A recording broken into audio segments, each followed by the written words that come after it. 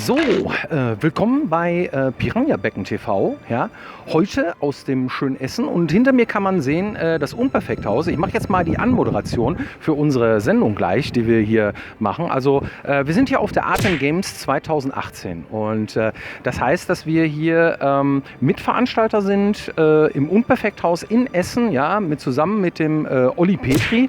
Ja, veranstalten wir hier zusammen mit Densen 86 und mit Nerdstar und mit Sluggerfly und so weiter eine kleine Convention als ergänzende Veranstaltung parallel zur Spielmesse in Essen hier. Ja? Und wir werden gleich, was machen wir denn gleich?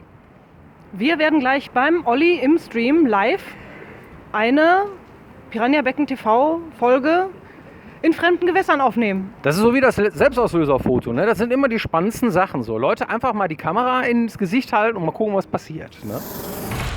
So, wir sind jetzt hier beim Olli in seinem Streaming-Raum. Ja? Da ist der Olli und man kann dich da auch sehen, da kannst du auch reinwinken. Ja? Da bin ich nachher der Editor und schneide das dann so zusammen. Ja? Wenn man sich das hier mal anguckt, so, das ist ein relativ großer Raum eigentlich. Ja? Olli, du bist hier im Unperfekthaus. Bist du hier angestellt oder... Das wäre schön.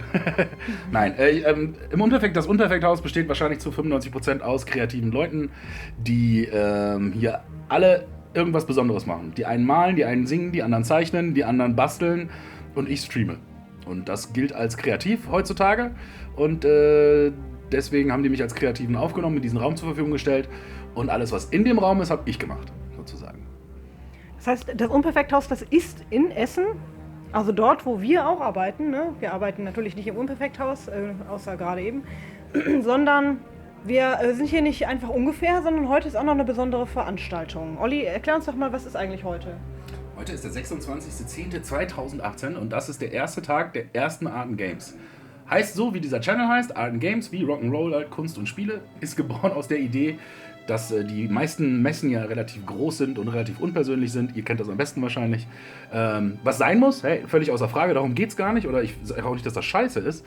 Aber hier in dieses Haus passen maximal 350 bis 400 Leute. Ich darf 360 Karten fürs nächste Jahr pro Tag verkaufen. Da haben wir das ganze Haus für uns. Und der Sinn der Sache hier ist der, dass wir das Ganze hier ein bisschen familiärer machen. Wie ihr das schon live mitbekommen habt heute. Der eine geht mal in den Stream, dann gehen die anderen Entwickler zu den anderen Entwicklern und fragen, wie macht ihr das, wie habt ihr das oder zeigt mal, wie weit seid ihr denn und so. Die Leute kommen schon ganz früh heute Morgen zu deiner ersten Lesung. Um 13 Uhr hat der Björn eine Lesung gehalten. Ihr beide habt eine gehalten. Ja, richtig, ne? Zusammen, einen Vortrag gehalten. Waren schon echt 30, 40 Leute da, glaube ich. Es war echt, also viel mehr als wir dachten um die Uhrzeit am Freitag. Und man kann überall hingehen, man kann mit den Leuten quatschen. Wir haben hier Autoren, Entwickler, Musiker, alles woraus ein Computerspiel besteht, die haben wir hier quasi. Und Streamer, ganz viele Streamer sind auch hier. Das heißt, wenn man jetzt zur Art & Games kommen will irgendwie, planst du nächstes Jahr irgendwie die nächste. Aber theoretisch kann man jeden Tag hierher kommen, ne? Ins Unperfekthaus. Wie funktioniert das? Morgens aufstehen, Bahn oder Auto oder Rad, nach Essen kommen. Vielleicht vorher kurz schlau machen, ob wir streamen halt. Und dann könnt ihr hier immer reinkommen. Also die Tür ist jetzt zu, weil es so laut ist, weil wir jetzt hier halt aufnehmen. Ansonsten ist das Unperfekthaus hat die Politik der offenen Tür. Das heißt, also es gilt nicht nur für dieses Studio, sondern für alle Räume. Da könnt ihr immer reingehen, Hallo sagen, fragen, was ihr da macht. Und dann könnt ihr auch teilweise mitmachen, wenn ihr wollt. Das heißt im Grunde genommen, irgendwie hier unten ist das Restaurant, da kann man sich irgendwie den Bauch vollschlagen, irgendwie hier rumgehen, sich mit irgendwelchen Leuten unterhalten, sich alles angucken und einen schönen Tag verbringen. Funktioniert einwandfrei. Und du, wie bist du auf die Idee gekommen, irgendwie was im Unperfekthaus zu machen? Ich habe hier gearbeitet. Der Geschäftsführer, den kenne ich. Der weiß, dass ich eine Bar hatte und hat mich eingeladen, hier, ob ich mal Cocktails machen könnte. Für eine Veranstaltung. Und die fanden die Cocktails so gut, dass er mich gefragt hat, ob ich nicht hier arbeiten will. Dann habe ich hier 6 Monate gearbeitet. Und in den 6 Monaten habe ich gelernt, dass Computerspiele doch nicht mehr so scheiße sind wie vor 20 Jahren. Und dann habe ich gemerkt, dass man halt dieses Medium, Twitch und so, nicht nur für Spiele nutzen kann, sondern halt auch für sowas zum Beispiel. Man kann damit tatsächlich Leute zusammenbringen und es muss nicht immer nur ums Zocken gehen, es kann um ganz viele andere Sachen gehen. Nur die Leute, die nicht zocken, wissen das nicht, so wie ich. Weil woher? Woher sollen sie Twitch kennen oder wissen, dass es sowas geht und so relativ einfach geht, wenn sie nicht zocken? Und dann habe ich mir gedacht, ich schreibe ein Konzept und ob ich alle 2 Wochen mal hier aus dem Unperfekthaus streamen dürfte. Und das hat denen so gut gefallen, dass sie mich gefragt haben, ob ich den Raum haben will und das jeden Tag machen will. Und jetzt, ja, versuche ich mir damit auch eine Existenz aufzubauen, aber nicht nur mir, sondern auch noch anderen Leuten und halt hier so eine schöne Online-Offline-Community irgendwie zu schaffen. Und also nicht nur gelabert, sondern auch mal gemacht. Was ist bisher so das Geilste, was du hier so erlebt hast? Mitunter? Ja, es gibt viele Sachen, aber das ist ja immer so eine Frage, was für mich geil ist oder was für andere Leute halt geil ist. Also, gibt viele Sachen. Nach 2 Wochen war tatsächlich die erste Band hier, da stand hier noch gar nichts in diesem Raum, also wirklich fast überhaupt nichts. Und die haben sich dann schön im Halbkreis da hingesetzt und haben halt Akustikmucke gemacht mit so einem Pseudo-Mikrofon. Wo ich mir heute sagen würde, wie konnte das überhaupt? Das ist ja noch gar nicht so lange her. Ich fand's großartig. Als du dann hier in den Chat geguckt hast und dann da stand von Twitch als Zuschauer und du dann irgendwie dir dachtest, wieso guckt Twitch zu? Und du dann eine Woche später halt die Nachricht bekommen hast, du hast zwar nicht so viele Zuschauer, aber das, was du machst, ist geil und deswegen verpartnern wir dich, weil das ist eine super Idee. Also Leute, das klappt tatsächlich auch, das geht, wenn ihr eine Idee habt oder so. Und das sind keine Deppen. Die haben manchmal wenig Zeit, aber die gucken sich das echt an. Und das sind so geile Momente. Einjähriges wart ihr da zum Beispiel, da haben wir uns kennengelernt quasi. Sowas war zum Beispiel auch super. Das ist jetzt auch sehr außergewöhnlich. Es bringt halt Leute zusammen. Also I had a dream und so ein Scheiß. Wo hier dieses ganze schmalzige Gelaber von wegen, dass man auf diese Art und Weise hier schön Leute zusammenbringen kann. Das passiert jetzt schon und es ist noch nicht mal 4 Uhr am Freitag. Also ohne Witz und alle Leute, die hier arbeiten, sagen, wow, echt, das funktioniert ja, das ist ja klasse und so. Also das ist schon eine schöne Sache. Ja, warum bist du denn hergekommen? Das Unperfekthaus. Ihr, Olli, große Veranstaltung, Streamer, Kunst, alles muss. Hallo Jan. Hallo. Du bist hier zur Arten Games gekommen. Ja. Warum eigentlich? Um mal zu gucken, ob es hier Leute gibt, die auch Spiele mögen und sich darüber auch unterhalten können und nicht nur zu Hause vom Monitor. Und jetzt habe ich auch schon einige Leute getroffen, auf die das zutrifft. Ja, dann würde ich gerne mal die ganze Community grüßen. Also alle, die zugucken. Na gut, die nicht zugucken, dürfen auch sich begrüßt fühlen. Ja, du machst ja selber auch YouTube, ne? Ja, ein bisschen. Also eher so als Hobby, ne? Also Leute sagen, mach doch das, dann gucken mehr Leute zu. Aber es war eher immer so gedacht, so als, dann lerne ich mal mehr sprechen, weil ich mal relativ leise und klein und bin immer so durch die Straßen gegangen. Und da haben Freunde gesagt, mach doch einfach mal YouTube. Und dann habe ich mich da irgendwie festgebissen dran und dann bin ich da so geblieben, aber es ist eher ein Hobby, ne? Also dass ich halt das, wo ich sage, oh, das möchte ich jetzt gerne mal zeigen, dann mache ich das auch. Aber wenn Leute sagen, mach das, dann kriegst du 13 Millionen Klicks, dann denke ich mir, ich glaube nicht, der Markt ist gesättigt, das bleibt ein Hobby. Wenn du jetzt überlegen könntest, ich sitze jetzt hier, alles klar, ist alles cool gelaufen bis hierhin, wir haben ja noch ein paar Tage vor uns, aber so das Gesamtkonzept, dein Studio irgendwie 5 Jahre später, was würdest du dir wünschen? Dass dieses Studio 16 Stunden am Tag läuft, dass 3 Leute arbeiten, gut bezahlt hier arbeiten, einen guten Job machen, dass hier Leute immer noch hinpilgern, das total cool finden, dass es ein Art Game Studio im Norden gibt, im Osten und im Süden mindestens, weil zum Beispiel der kleine Max Müller, 13 Jahre alt, die Eltern haben vielleicht kein Geld, der kann aber vielleicht Klavier spielen, wie ein Wahnsinniger, es da in das Studio schaffen könnte, aber nicht hierher und sich da präsentieren könnte. Und ich hätte gerne noch ein Studio im Ausland, damit halt die Community eine Möglichkeit hat, vielleicht echt günstig Urlaub zu machen und man den Leuten, die vielleicht im Keller sitzen und malen und zeichnen und schreiben, zeigen kann, ey, wie cool, guck mal, nachmittags gehen wir surfen, abends gehen wir runter in den Keller und machen das. Und dann würde ich gerne die Freundschaft zu euch weiter innigen und hier irgendwo vielleicht wirklich die Leute dazu bringen, dass sie sagen, ey, die sind da, der ist da, andere Leute sind hier, ich muss unbedingt in Essen studieren, weil Essen ist geil. Da sind coole Entwickler und da sind coole Streamer und einfach einen Gegenpol mal schaffen. Das Ruhrgebiet ist geil, Essen ist cool, hier sind tolle Leute, dass man vielleicht nicht alle, aber einige dazu kriegt, zu sagen, ey Mann, das ist cool, da will ich hin, da will ich lernen, da möchte ich mitmachen jetzt, das wäre geil. Die bekloppteste Anekdote, die du so erlebt hast, seitdem du das hier machst? Oh Gott, wie sage ich das jetzt, ohne jemanden zu beleidigen? Oh Gott, falsche Frage. Naja, ich meine, also ihr glaubt gar nicht, was hier für Leute reinkommen, die meinen, sie könnten dich mit irgendwas beeindrucken oder dir erzählen, was sie jetzt machen. Also es kam einer hier rein und hat sich neben mich gesetzt und hat einen auf ganz großkotzig getan und er hat ein eigenes Studio und würde mich gerne pushen und hätte auch Geld und würde jetzt auf der nächsten Gamescom für 180.000 € für was weiß ich, was für eine Firma irgendwas machen. Und fing dann an, mir ein Konzept zu erklären und mir zu erzählen, was hier super funktionieren könnte. Und nach 5 Minuten habe ich ihn unterbrochen und habe eine Seite aufgerufen und dann hat er mein 8-seitiges Konzept fast Wort für Wort wiedergegeben, was ich geschrieben habe, damit ich halt dieses Ding hier kriege. Habe ich ihn gefragt, ob er mich verarschen will. Dann guckt er mich halt an, ach so, das war deins. Ja, dann ciao. Das ist halt gegangen. Weißt du, so sind Leute dann halt drauf. Also, ja, herzlichen Glückwunsch. Das zum Beispiel ist sehr bescheuert. Was würdest du sagen, irgendwie, wenn du jetzt hier sitzt und da kommen andere Leute rein, die irgendwas gemacht haben, irgendwas Kreatives, irgendwie Modellbau, was weiß ich, und die stellen ihren Kram hier vor. Was hast du davon? Ich find's geil. Also zum Beispiel, wir haben das Glück, dass wir jetzt seit 2-3 Wochen Samstag auf der Startseite sind bei Twitch. 15 Uhr. Und morgen um 15 Uhr ist ein Typ, der airbrusht uns morgen Kratos von God of, heißt es God of Wars? Von God of Wars. Ja. Und das macht er morgen um 15 Uhr. Und das macht er dann vor 1000 Zuschauern mindestens. Und das finde ich voll geil. Der Typ macht einen super Job, der macht einen tollen Job. Der Scotty wird das in 2 Wochen, wird seine Sachen vorstellen. Der Scotty ist ein guter Freund von mir und auch hier Kreativer aus dem Haus. Und das sind halt Leute, die haben es halt auch verdient, mal eine Plattform zu kriegen. Dafür ist es halt da. Und das zu zeigen, was habe ich davon, ich finde es cool. Und ich darf dabei sitzen und mir das angucken und kann sehen, wie die Leute sich freuen. Und wie furchtbar, wenn jemand sagt, ey, ich möchte das Ding haben für 200 € und die kriegen endlich mal die Wertschätzung, die sie verdienen. Es gibt so viele Leute, die so coole Sachen machen.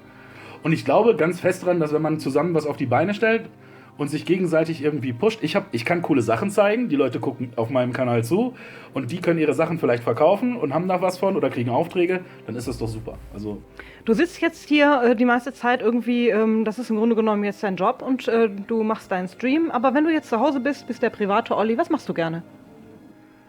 Ich lerne tatsächlich auch gerade ein paar neue Leute kennen, also ein paar mehr neue Leute kennen und so. Und das leidet, aber das Schöne ist, dass sie das alle verstehen. Das leidet ein bisschen darunter, dass es hier so viel zu tun ist, aber ich mache nichts anderes. Aber es ist mir aber egal, tatsächlich. Also all der Stress und die 120-Stunden-Woche oder wie man es auch immer nennen will, wiegt das aber alles, allein sowas wie heute. Ich weiß, ich werde heute Abend ganz spät ins Bett kommen und ich weiß, ich werde morgen früh wieder um 7:30 aufstehen, so ungefähr. Aber das ist doch total geil. Also allein, dass jetzt schon so viel los ist so... Also es macht halt viel weg, der Spaß macht viel wett. Ansonsten würde ich es gar nicht machen. Warum sollte ich das dann machen? Ja. Du sagst, du zockst jetzt auch wieder ab und zu.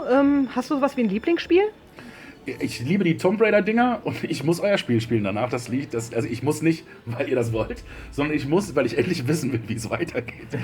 Endlich euer Spiel weiterspielen. Aber tatsächlich, ein Lieblingsspiel habe ich nicht. Ich bin grafikverwöhnt. Also ich habe als Kind aufgehört zu spielen wegen dieser Pixelnummer und so und dieser Musik, die ist mir furchtbar gegen den Strich gegangen. Das muss halt schon sein. Also so ein neuer Tomb Raider Teil oder keine Ahnung, halt Elex. Ich will unbedingt irgendwann mal Witcher spielen, also sowas, das ist schon geil. Es sollte schon irgendwie eine Story haben und eine schöne Grafik, ja. Ich spiele erst seit 1,5 Jahren Computerspiele. Ich bin bei manchen Sachen auch einfach zu schlecht, weil ich keine 20 Jahre Erfahrung im Ballern habe oder sowas. Dann bin ich zu langsam manchmal, das ist halt so. Ja, Übung macht ja den Meister. Ich weiß, als wir damals umgestiegen sind vom PC auf die Konsole irgendwie und haben die dann dazu genommen, da haben wir, glaube ich, 3 Monate gebraucht, um irgendwie die Konsolensteuerung zu perfektionieren. 3 Monate? Ich habe gerade behauptet, ich hätte fast 2 Jahre gebraucht, um tatsächlich den Controller, also um da überhaupt einen Shooter mitspielen zu können. Weil es ist ja schon irgendwie, Nein. das habe ich nicht, war schneller. Ja. Ja. Okay. Keine Ahnung. Oder ein Tiefstapler oder was auch Ich weiß ja nicht, dass immer. es nicht trotzdem Frustmomente gab, Ach so. aber die Steuerung, die hat dann funktioniert. Da Ja. erinnere ich mich noch dran, weil ich weiß, dass es nur wenige Male das Ding durch die Gegend geflogen ist. Ja, also, okay, gut, lassen wir das. Ja, vor allem FIFA, ne? Also FIFA und Jenny, das geht gar nicht, ne? Ja, das liegt aber nicht an dem Controller, sondern am Spiel.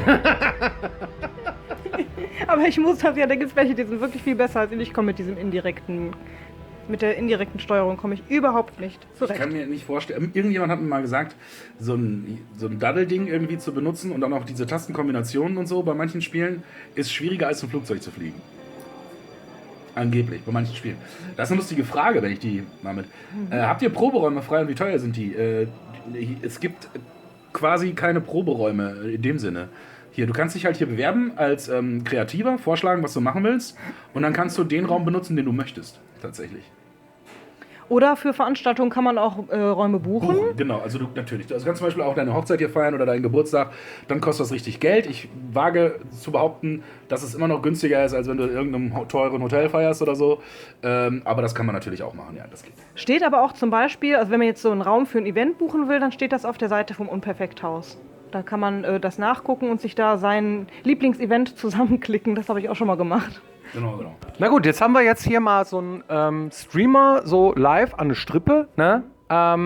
Wie kommt man eigentlich auf die Idee, Streamer zu werden? Also wir müssen ja öfter mal erzählen oder wir erzählen auch sehr gerne, wie es so ist, als Entwickler zu arbeiten oder wir müssen auch viele Fragen beantworten oder so. Wie kommt man auf die Idee, Streamer zu werden? Was hat man davon und wie ist so deine Erfahrung damit, so mit Leuten?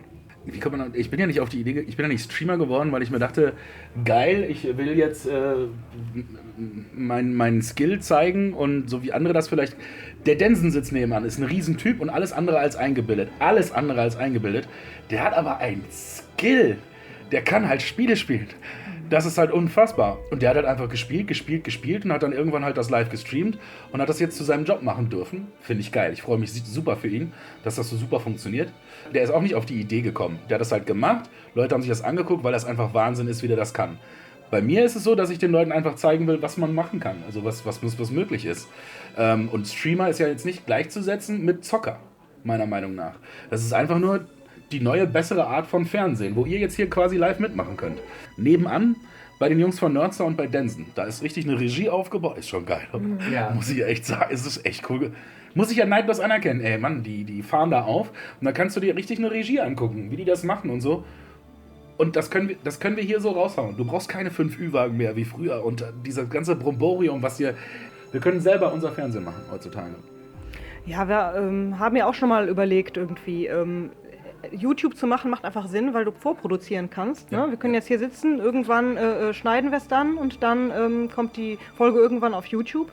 Aber zu streamen würde für uns bedeuten, nebst unserer Arbeit, wir machen ja auch noch ein Spiel, und nebst den anderen Sachen, die wir irgendwie machen müssen an Öffentlichkeitsarbeit und was noch so an Messen oder was also ansteht, regelmäßig, und Regelmäßigkeit ist, glaube ich, ganz wichtig, wenn man streamt, ne?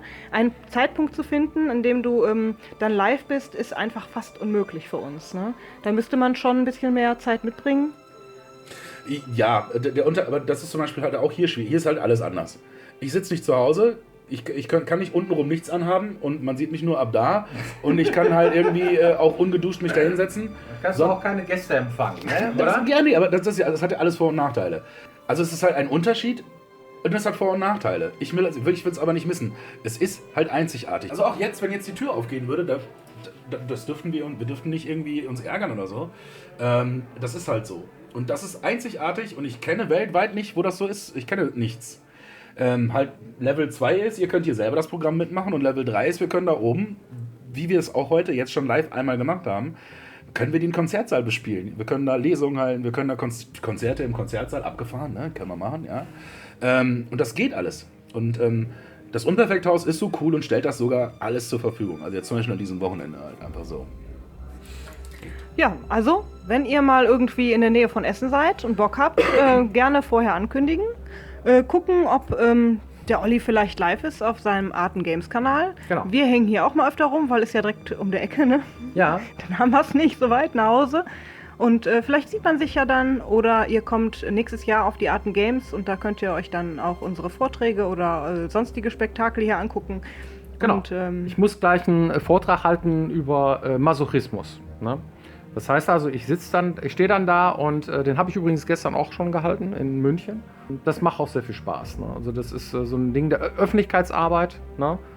Vorträge halten, machen viele Entwickler und ich kann auch jedem nur empfehlen, amtierende Entwickler oder auch ehemalige so Veteranen, gibt es ja auch sehr viele, die haben sehr viel zu erzählen, sich solche Vorträge anzuhören, weil da kriegt man doch schon eine ganze Menge erzählt und eine ganze Menge mit. Ja, vielen Dank, Olli, würde ich sagen, ne, an dieser Stelle. Vielen Dank, dass wir hier sein durften und vielen Dank, dass ihr zugeguckt habt und wir sehen uns dann nächste Woche bei Piranha Becken TV. Macht's gut. Tschüss.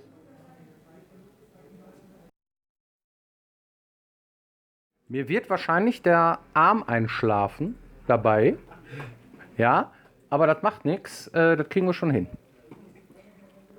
Ich krieg das schon hin. Ich sag nichts. Du sagst nix. Garten, ohne Licht, alle die für uns aus hier.